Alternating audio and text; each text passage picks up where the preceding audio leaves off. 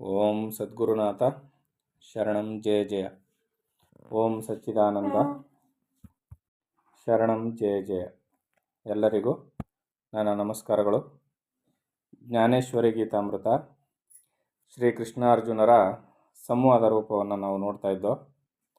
ಕೃಷ್ಣ ಪರಮಾತ್ಮನು ಅರ್ಜುನನಿಗೆ ಹೇಳ್ತಾ ಇದ್ದ 36 ತತ್ವಗಳನ್ನು ತಿಳಿಸ್ತಾ ಇದ್ದು ಅದರಲ್ಲಿ ಒಂದೊಂದರ ವಿವರಣೆಯನ್ನು ಕೊಡ್ತಾ ಇದ್ದ. ಅದರಲ್ಲಿ ಅಹಿಂಸಾ ಅಂತಕ್ಕಂಥದ್ದೇನು, ನಿಜವಾಗಿಯೂ ಅಹಿಂಸೆಯನ್ನು ಅಳವಡಿಸ್ಕೊಂಡಂಥ ವ್ಯಕ್ತಿ ಯಾವ ರೀತಿಯಲ್ಲಿ ಇರ್ತಾನೆ ಅನ್ನೋದನ್ನು ವಿವರಣೆ ಕೊಟ್ಟು ಮಾತಾಡ್ತಾ ಇದ್ದ.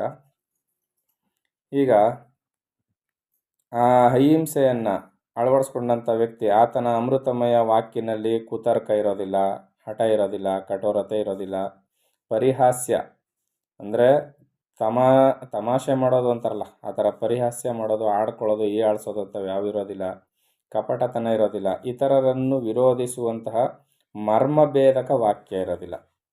ಇತರರನ್ನು ವಿರೋಧಿಸುವಂತಹ ಮರ್ಮಭೇದಕ ವಾಕ್ಯ ಗೊತ್ತಾಯ್ತಲ್ಲ ಇವೆಲ್ಲ ಏನು ಅಂತ. ಆಮೇಲೆ ತಿರಸ್ಕಾರ, ಸಿಡುಕು, ಕೋಪ, ಆಶಾಭಾವನೆ, ಸುಳ್ಳು ಮೊದಲಾದ ದುರ್ಗುಣಗಳಿಗೆ ಸ್ಥಾನವು ಇರುವುದಿಲ್ಲ ಯಾರಲ್ಲಿ? ಅಹಿಂಸೆಯನ್ನು ಅಳವಡಿಸ್ಕೊಂಡಂಥ ವ್ಯಕ್ತಿಯಲ್ಲಿ. ಅಂದರೆ ಆತನು ಒಬ್ಬ ನಿಜವಾದ ಸಾಧುವಾಗಿಯೇ ಮಾರ್ಪಾಡಾಗಿರ್ತಾನೆ. ಹೇ ಅರ್ಜುನ, ಇನ್ನು ಆತನ ದೃಷ್ಟಿಯನ್ನು ಕುರಿತು ವಿಚಾರಿಸಿದರೆ ಕಣ್ಣು ಉಬ್ಬುಗಳು ಸಂಪೂರ್ಣ ಬಲವಿಲ್ಲದೆ ಕೆಳಮುಖವಾಗಿ ಜೋಲುವಂತೆ ತೋರುವುವು. ನಿಮಗೆಲ್ಲ ಸಾಧಾರಣವಾಗಿ ಜ್ಞಾನಿಗಳ ಚಿತ್ರಪಟವನ್ನು ನೋಡಿದ್ರೆ ಗಮನಕ್ಕೆ ಬರುತ್ತೆ. ನಿಮ್ಗೆ ತೀರಾ ಹತ್ತಿರದಲ್ಲಿರಬೇಕಾ ಚಿತ್ರಪಟ ಅಂದರೆ ರಾಮಕೃಷ್ಣ ಪರಮಹಂಸರ ಚಿತ್ರಪಟವನ್ನು ನೋಡಿ, ಅವ್ರ ಕಣ್ಣು ಅದೇ ಥರ ಇರೋದು. ಆತನು ಈ ರೀತಿ ನೋಡಲು ಕಾರಣವೇನೆಂದರೆ ಪ್ರಾಣಿ ಮಾತ್ರದಲ್ಲೆಲ್ಲ ಪರಬ್ರಹ್ಮವು ವಾಸಿಸುವುದರಿಂದ ತನ್ನ ದೃಷ್ಟಿಯಲ್ಲಿ ಯಾರಿಗಾದರೂ ಬಾಧೆಯಾಗಬಹುದೇನೋ ಎಂದರಿತು ಎಚ್ಚರಿಕೆಯಿಂದ ನೋಡುವನು. ನೋಡಿ, ಕಣ್ಣಿಂದ ನೋಡಿದ್ರೆ ಬಾಧೆ ಆಗುತ್ತೇನೋ ಅನ್ನೋ ರೀತಿಯಲ್ಲಿ ಅಷ್ಟೊಂದು ಎಚ್ಚರಿಕೆಯಾಗಿ ಇನ್ನೊಂದು ಜೀವಿಯನ್ನು ನೋಡ್ತಾನೆ ಅಂದರೆ ಆತನು ಎಷ್ಟು ಕರುಣಾಮಯಿಯಾಗಿರ್ತಾನೆ. ಆತನು ಪ್ರೇಮ ಹೃದಯದಿಂದ ಹೊರಹೊಮ್ಮುವ ಕಣ್ಣುಗಳನ್ನು ತೆರೆದು ಯಾವ ಕಡೆಯಲ್ಲಾದರೂ ಒಂದು ಸಾರಿ ಅರ್ಧ ದೃಷ್ಟಿಯಿಂದ ನೋಡಿದರೆ ಚಕೋರ ಪಕ್ಷಿಯು ಚಂದ್ರಬಿಂಬದಿಂದ ಹೊರಡುವ ಅಮೃತಧಾರೆಯನ್ನು ನೋಡುತ್ತಲೇ ತೃಪ್ತಿಗೊಳ್ಳುವಂತೆ ಆತನ ಕೃಪಾದೃಷ್ಟಿಯಿಂದ ಜೀವರೆಲ್ಲರೂ ಪೂರ್ಣ ತೃಪ್ತಿಯನ್ನು ಪಡೆಯುವರು. ಅಷ್ಟು ದಯಾರ್ದ್ರ ಹೃದಯವಂತನಾಗಿರ್ತಾನೆ. ಅವನ ದೃಷ್ಟಿಯು ಕೂಡ ಅಷ್ಟು ಕರುಣಾಪೂರಿತವಾಗಿ ಇರ್ತದೆ. ಹೆಣ್ಣು ಆಮೆಯು ತನ್ನ ಮಕ್ಕಳನ್ನು ಪ್ರೇಮ ದೃಷ್ಟಿಯಿಂದಲೇ ರಕ್ಷಿಸುವಂತೆ ಇಂತಹ ಸತ್ಪುರುಷರ ನೋಟದಲ್ಲಿಯೂ ಸಹ ಸಕಲ ಜೀವರನ್ನೂ ರಕ್ಷಿಸುವಂತಹ ಶಕ್ತಿ ಇದೆ. ಪ್ರಾಣಿಗಳ ಮೇಲೆ ಇಂತಹ ನೋಟವಿರುವಂತೆಯೇ ಆತನ ಹಸ್ತಗಳು ಇರುವು ಎನ್ನುವುದರಲ್ಲಿ ಆಶ್ಚರ್ಯವೇನು? ಬರೀ ಕಣ್ಣಿನ ನೋಟ ಅಷ್ಟೇ ಅಲ್ಲ, ಆತನ ಕೈಯ ಹಸ್ತಗಳು ಅವು ಕೂಡ ಕರುಣೆಯಿಂದಲೇ ಕೂಡಿರ್ತವೆ.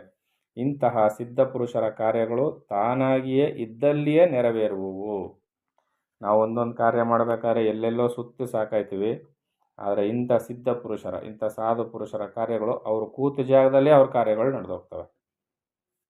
ಆತನಿಗೆ ಕೈಗಳಿದ್ದರೂ ಆಗುವ ಉಪಯೋಗವೇನು? ಯಾಕೆ? ಅವನ ಕೈಗಳಿಂದ ಏನೂ ಮಾಡಬೇಕಾದ ಅವಶ್ಯಕತೆ ಇಲ್ಲ. ಆತನ ಕಾರ್ಯಗಳೆಲ್ಲವೂ ತನ್ನಿಂತಾನೇ ನಡೀತದೆ. ಯಾರಾದರೂ ಬಂದು ಮಾಡ್ಕೊಟ್ಟು ಹೋಗ್ತಾರೆ. ಇದು ವಾಸ್ತವ ಸತ್ಯ ಆಗಿರ್ತದೆ. ಜ್ಞಾನಿಯು ಕರ್ತೃತ್ವವನ್ನು ತೊರೆದು ನಿಷ್ಕ್ರಿಯನಾಗಿರುವುದರಿಂದ ಕೃತಕೃತ್ಯನಾಗಿರುವನು. ದೇಹಾಭಿಮಾನವನ್ನೇ ಸಂಪೂರ್ಣವಾಗಿ ತೊರೆದಿರುವ ಆತನ ಕೈಗಳು ಸುಡುವುದೆಂದರೆ ಏನೆಂಬುದನ್ನು ಕಿಂಚಿತ್ತೂ ಅರಿಯವು. ಹೀಗೆ ನಿರಂತರವೂ ವ್ಯಾಪಾರ ಶೂನ್ಯನೂ ನಿಷ್ಕ್ರಿಯನೂ ಆದ ಪುರುಷನ ಕೈಗಳಿಂದ ಮಾಡಬೇಕಾದ ಕೆಲಸವು ಯಾವುದಿದೆ? ಇದೇನಿದು ವ್ಯಾಪಾರ ಶೂನ್ಯನು ನಿಷ್ಕ್ರಿಯನು ಅಂತ ಹೇಳ್ಬಿಟ್ರಲ್ಲ. ಅಂದರೆ ಏನೂ ಕೆಲಸ ಮಾಡೋದಿಲ್ಲ, ಯಾವ ಕಾರ್ಯನೂ ಮಾಡೋದಿಲ್ಲ, ನಿಷ್ಕ್ರಿಯನಾಗಿರ್ತಾನೆ, ವ್ಯಾಪಾರ ವ್ಯವಹಾರವನ್ನು ಮಾಡೋದಿಲ್ಲ ಅಂತ ಅಂದರೆ ಲೌಕಿಕ ವ್ಯವಹಾರ ವ್ಯಾಪಾರಗಳೆಲ್ಲವೂ ನಿಂತೋಗಿರ್ತವೆ. ಆತನ ಲೌಕಿಕ ವ್ಯಾಪಾರ ವ್ಯವಹಾರಗಳೆಲ್ಲವೂ ತನ್ನಷ್ಟಕ್ಕೆ ತಾನು ಯಾವುದೋ ಮುಖಾಂತರ ನಡೀತಾ ಇರ್ತವೆ. ಆತನು ಸಂಪೂರ್ಣವಾಗಿ ಅಂತರ್ಮುಖಿಯಾಗಿ ಪರಬ್ರಹ್ಮ ಚಿಂತನೆಯಲ್ಲಿ ಮುಳುಗೋಗಿರ್ತಾನೆ. ಬೀಸುವ ವಾಯುವಿಗೆ ತೊಂದರೆಯಾಗಬಹುದೆಂದು ಅಥವಾ ಆಕಾಶಕ್ಕೆ ತನ್ನ ಉಗುರುಗಳಿಂದ ತೊಂದರೆಯಾಗಬಹುದೆಂಬ ಭಯದಿಂದ ತನ್ನ ಕೈಗಳನ್ನು ಕಿಂಚಿತ್ತೂ ಆಡಿಸನು. ನೋಡಿ, ಕೈ ಅಲಗಾಡಿಸಿದ್ರೆ ಗಾಳಿಗೆಲ್ಲಿ ನೋವಾಗುತ್ತೋ ಅಂತ ಕೈನೂ ಅಲಗಾಡಿಸೋದಿಲ್ವಂತೆ. ಎಂಥ ದಯಾರ್ದ್ರ ಹೃದಯನು, ಎಷ್ಟು ಕರುಣಾಶಾಲಿ ಆತನು. ತನ್ನ ಮೈ ಮೇಲೆ ಕುಳಿತಿರುವ ನೊಣಗಳನ್ನು ಹಾರಿಸನು, ಕಣ್ಣಿನಲ್ಲಿ ಕೂತಿರುವ ಸೊಳ್ಳೆಗಳನ್ನು ದೂರ ತಳ್ಳನು. ಅಂದ ಮೇಲೆ ಪಶು ಪಕ್ಷಿಗಳನ್ನು ಬೆದರಿಸಿ ಓಡಿಸುವನೆಂದು ಹೇಳಲು ಸಾಧ್ಯವಾಗುವುದೇ? ಇದನ್ನೆಲ್ಲ ಧ್ಯಾನದಲ್ಲಿರ್ತಕ್ಕಂಥ ಅನೇಕ ಜ್ಞಾನಿಗಳ ವಿಚಾರದಲ್ಲಿ ನಾವು ಕೇಳಿಸ್ಕೊಂಡಿದ್ದೀವಿ. ನೊಣಗಳು ಮುತ್ಕೊಂಡಿರ್ತವೆ, ಇರುವೆಗಳು ಮುತ್ಕೊಂಡಿರ್ತವೆ, ಸೊಳ್ಳೆಗಳು ಮುತ್ಕೊಂಡಿರ್ತವೆ. ಎಷ್ಟೋ ಜನರಿಗೆ ಹುತ್ತ ಕೂಡ ಬೆಳೆದು ಬಿಟ್ಟಿರ್ತದೆ. ಹೇ ಅರ್ಜುನ, ತನ್ನ ಕೈಯಿಂದ ದೊಣ್ಣೆಯನ್ನೋ ಇಲ್ಲವೇ ಕೋಲನ್ನು ಹಿಡಿಯುವುದಕ್ಕೆ ಹೆದರುವನು, ಶಸ್ತ್ರಗಳನ್ನು ಹಿಡಿಯಬಲ್ಲನೆ. ಒಂದು ಕೋಲನ್ನು ಒಂದು ದೊಣ್ಣೆನೋ ಹಿಡ್ಕೊಳ್ಳೋಕೆ ಹೆದರ್ತಾನಂತೆ, ಯಾರಿಗಾದ್ರೂ ಪೆಟ್ಟಾದೀತು ಅಂತ. ಇನ್ನು ಶಸ್ತ್ರಗಳನ್ನ ಹಿಡ್ಕೊಳ್ತಾನ? ಆತನು ಕೈಯಲ್ಲಿ ಕಮಲವನ್ನಾಗಲಿ ಹೂವಿನ ಚೆಂಡನ್ನಾಗಲಿ ಹಿಡಿದಿದ್ದರೆ ಅದನ್ನು ಸರಸಕ್ಕಾಗಲಿ ವಿನೋದಕ್ಕಾಗಲಿ ಎಸೆಯನು. ದೊಣ್ಣೆ ಕೋಲುಗಳು ಹಿಡ್ಕೊಳ್ಳೋದಿರಲಿ, ಆತನ ಕೈಯಲ್ಲಿ ಹೂವಿನ ಚೆಂಡು ಅಥವಾ ಕಮಲದ ಹೂವನ್ನು ಹಿಡಿದಿದ್ರೆ ತಮಾಷೆಗೂ ಕೂಡ ಅದನ್ನು ಬೇರೆಯವ್ರ ಮೇಲೆ ಬಿಸಾಕಲ್ವಂತ, ಯಾಕಂದರೆ ನೋವಾಗುತ್ತೆ ಅಂತ. ಏಕೆಂದರೆ ಆ ಕಮಲವಾಗಲಿ ಅಥವಾ ಹೂವಿನ ಚೆಂಡಾಗಲಿ ಯಾರ ಮೇಲಾದರೂ ಬಿದ್ದರೆ ಹಿಂಸೆಯಾಗಬಹುದೇನೋ ಎಂಬ ಭಯವಿರುವುದು. ಆತನು ರೋಮಗಳಿಗೆ ತೊಂದರೆಯಾಗಬಹುದೆಂಬ ಭಯದಿಂದ ತನ್ನ ಅಂಗಗಳ ಮೇಲೆ ಕೈಯಿಂದ ಉಜ್ಜಿಕೊಳ್ಳುವುದಿಲ್ಲ. ಉಗುರುಗಳಿಗೆ ಕಷ್ಟವಾಗಬಹುದೆಂಬ ಉದ್ದೇಶದಿಂದ ಅವುಗಳನ್ನು ಕತ್ತರಿಸನು. ಯಾವ ಕೆಲಸವನ್ನಾದರೂ ಉಪಕ್ರಮಿಸಬೇಕಾಗಿ ಬಂದರೆ ಮೇಲೆ ಹೇಳಿದಂತೆ ಚೆನ್ನಾಗಿ ಯೋಚಿಸಿ ಆಚರಿಸುವುದೇ ಆ ಕೈಗಳಿಗೆ ಅಭ್ಯಾಸವಾಗಿರುವುದು. ಆತನ ಕೈಗಳು ಯಾರಿಗಾದರೂ ಅಭಯವನ್ನಾಗಲಿ ಆಶ್ರಯವನ್ನಾಗಲಿ ಕೊಡುವುದಕ್ಕೆ ಮಾತ್ರ ಮುಂದೆ ಸಾಗುವುದು. ದುಃಖಿಗಳನ್ನು ಶಾಂತರನ್ನಾಗಿ ಮಾಡುವ ನಿಮಿತ್ತ ಅವರನ್ನು ಸ್ಪರ್ಶಿಸಲು ಚಲಿಸುವವು.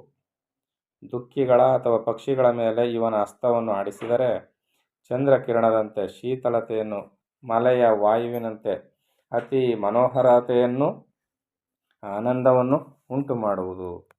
ಈ ಅಹಿಂಸಾ ಮಾರ್ಗವನ್ನು ಅನುಸರಿಸಿರ್ತಕ್ಕಂಥ ಜ್ಞಾನಿಗಳ ವಿಚಾರದಲ್ಲಿ ಇಷ್ಟೆಲ್ಲವೂ ಕೂಡ ಸಕಾರಾತ್ಮಕ ಗುಣಗಳು ತುಂಬಿರ್ತವೆ. ಮಿಕ್ಕ ಸಮಯದಲ್ಲೆಲ್ಲ ಹಸ್ತಗಳು ನಿರ್ಲೇಪವಾಗಿಯೂ ಮತ್ತು ಸ್ವತಂತ್ರವಾಗಿಯೂ ಇರುವವು. ಮತ್ತು ಚಂದನ ವೃಕ್ಷವು ಯಾವ ಫಲವನ್ನು ಕೊಡದಿದ್ದರು, ಹೌದು ತಾನೆ? ಗಂಧದ ಮರ ಯಾವ ಹೂವು ಹಣ್ಣು ಫಲಗಳೇನೂ ಕೊಡೋದಿಲ್ಲ, ಆದರೂ ಶೀತಲತೆಯನ್ನು ಸುಗಂಧವನ್ನು ಬೀರುವಂತೆ. ಗಂಧದ ಮರ ಶೀತಲತೆ ಏನಂದರೆ ತಣ್ಣಗಿರ್ತದೆ ಗಂಧವನ್ನು ಹಚ್ಕೊಂಡ್ರೆ, ಮತ್ತು ಸುಗಂಧ ಪರಿಮಳ ಕೊಡ್ತದೆ. ಅದೇ ರೀತಿಯಲ್ಲಿ ಜ್ಞಾನಿಗಳು ಕೂಡ ಆತನ ಹಸ್ತಗಳು ಯಾವ ಕೆಲಸವನ್ನೂ ಮಾಡದಿದ್ದರೂ ಪ್ರೇಮಾರ್ದ್ರತ್ವವನ್ನು, ಅಕ್ಷಯ ಫಲವನ್ನು, ಅಭಯವನ್ನು ಕೊಡುವ ಶಕ್ತಿಯು ಅಡಗಿರುವುದು. ಅರ್ಥಾಯ್ತದಲ್ವಾ? ಜ್ಞಾನಿಯಲ್ಲಿ ಏನಿರ್ತದೆ? ಇಷ್ಟೆಲ್ಲವೂ ಕೂಡ ಗಂಧದ ಮರದಂತೆ ಸುಗಂಧ ಮತ್ತು ಶೀತಲತ್ವ ಹೇಗೆ ಕೊಡ್ತದೋ ಆ ರೀತಿಯಲ್ಲಿ ಜ್ಞಾನಿಯಲ್ಲಿ ಏನಿರ್ತದೆ? ಅಕ್ಷಯ ಫಲ, ಪ್ರೇಮವಾದ ನಿರ್ಮಲವಾದ ಪ್ರೇಮವನ್ನು, ಅಕ್ಷಯ ಫಲವನ್ನು, ಅಭಯವನ್ನು ಕೊಡ್ತಾನೆ. ಇದರಂತೆಯೇ ಇಂತಹ ಪುರುಷನ ಮನಸ್ಸಿನ ಸ್ವರೂಪವನ್ನು ವರ್ಣಿಸಬೇಕಾಗಿದೆ. ಈಗ ಆತನ ಅಹಿಂಸಾ ದೃಷ್ಟಿಯನ್ನು ವರ್ಣಿಸಿದ್ದಾಯಿತು. ಈಗ ಇಂತಹ ಪುರುಷನ ಮನಸ್ಸಿನ ಸ್ವರೂಪ ಹೇಗಿರ್ತದೆ? ಕೊಂಬೆಗಳಿಲ್ಲದೆ ಮರವಾಗಲಿ, ನೀರನ್ನು ತೊರೆದು ಸಮುದ್ರವಾಗಲಿ, ತೇಜಸ್ಸನ್ನು ಬಿಟ್ಟು ಸೂರ್ಯನಾಗಲಿ, ಶರೀರದ ಹೊರತು ಅವಯವಗಳಾಗಲಿ, ರಸವನ್ನು ತೊರೆದು ನೀರಾಗಲಿ ಇರಬಲ್ಲುದೆ.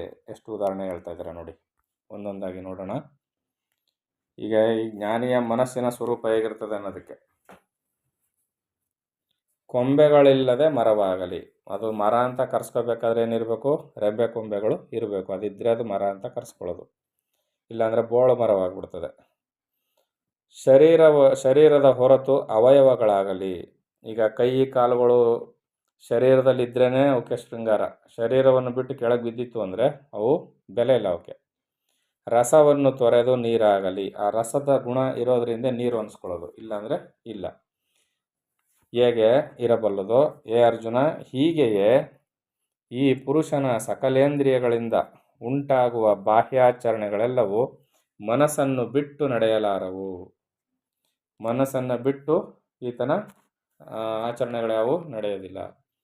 ನಮ್ಮವು ಕೂಡ ಮನಸ್ಸನ್ನೇ ಆಧರಿಸಿಯೇ ಇರ್ತವೆ, ಆದರೆ ನಮಗೂ ಅವ್ರಿಗೂ ವ್ಯತ್ಯಾಸ ಇರ್ತದೆ. ಇಂದ್ರಿಯಗಳ ಆಟವೆಲ್ಲ ಮನಸ್ಸಿನದೆಂದು ತಿಳಿ. ಭೂಮಿಯಲ್ಲಿ ಬಿತ್ತಿದ ಬೀಜವೇ ಮೊಳೆತು ವೃಕ್ಷರೂಪದಿಂದ ಗೋಚರಿಸುವಂತೆ ಮನಸ್ಸಿನಲ್ಲಿ ಉದಿಸಿದ ಭಾವವೇ ಸರ್ವೇಂದ್ರಿಯಗಳ ಮೂಲಕ ಹೊರಗೆ ಪ್ರಕಟವಾಗುವುದು. ಮನಸ್ಸಿನಲ್ಲಿ ಯಾವ ಭಾವನೆಯೂ ಇಲ್ಲದೇ ಇದ್ದರೆ ಇಂದ್ರಿಯಗಳು ಯಾವ ಚೇಷ್ಟೆ ಇಲ್ಲದೆ ಸುಮ್ಮನಿರ್ತವೆ. ಮನಸ್ಸು ಕಾರ್ಯೋನ್ಮುಖ ಆದರೆ ಮಾತ್ರ ಅದು ಇಂದ್ರಿಯಗಳ ಮೂಲಕ ಪ್ರಕಟಗೊಳ್ತದೆ.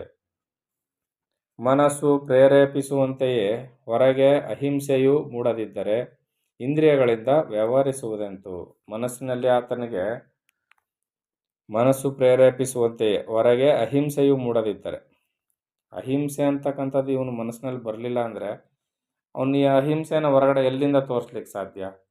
ಮನಸ್ಸು ಅಹಿಂಸೆಯನ್ನು ಅಳವಡಿಸ್ಕೊಂಡಿದ್ರೆ ಮಾತ್ರ ಅವನಿಂದ ಸಾಧ್ಯ, ಇಲ್ಲ ಅಂದಿದ್ರೆ ಅದು ಸಾಧ್ಯವಾಗೋದಿಲ್ಲ ಅಂತ ಇಲ್ಲಿ ಅರ್ಜುನನಿಗೆ ಕೃಷ್ಣ ಹೇಳ್ತಾ ಇದ್ದಾನೆ. ಮುಂದುವರೆದೇನು ಹೇಳ್ತಾನೆ ಅಂತ ಮುಂದಿನ ಆಡಿಯೋದಲ್ಲಿ ನೋಡೋಣ. ಎಲ್ಲರಿಗೂ ಒಳ್ಳೆಯದಾಗಲಿ. ಓಂ ಸದ್ಗುರುನಾಥ ಶರಣಂ ಜಯ ಜಯ. ಓಂ ಸಚ್ಚಿದಾನಂದ ಶರಣಂ ಜಯ ಜಯ. ಹರಿ ಓಂ ತತ್ಸತ್. ಹರಿ ಓಂ ತತ್ಸತ್. ಹರಿ ಓಂ ತತ್ಸತ್.